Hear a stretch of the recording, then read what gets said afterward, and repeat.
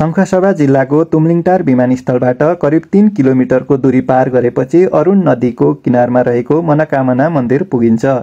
पुजारीका अनुसार सतीदेवीको अङ्ग पतनका क्रममा यस स्थानमा मन पतन भई माताको उत्पत्ति भएकाले मनोकामना नामाकरण भएको हो। लोकगायक हेमराज गुरुङले गाउनु भएको प्रसिद्ध गीतमा उल्लेख भएको जमुनाको फेदको मनोकामना पनि यही हो। हाल अरुणवारी र पारी दुवैतिर जमुनाका रुख भने छैनन्।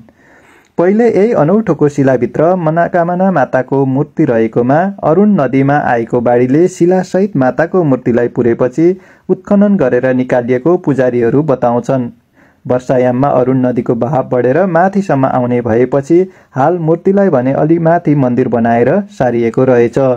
अनौठोको शिला भएको स्थानमा केही रुखका जराहरू भने देखिन्छन्। पुजारीका अनुसार उक्त जराहरू गायक गुरुङको गीतमा उल्लेख भएका जमुनाका जराहरू हुन्। प्रचार प्रसारको अभाव र भौगोलिक विकटताले गर्दा ओझेलमा परे पनि उत्पत्तिका हिसाबले वास्तविक मनोकामना यही रहेको र गोर्खा जिल्लामा भने महारानीको तपस्याबाट मनोकामनाको स्थापना भएको पुजारीहरू बताउँछन्।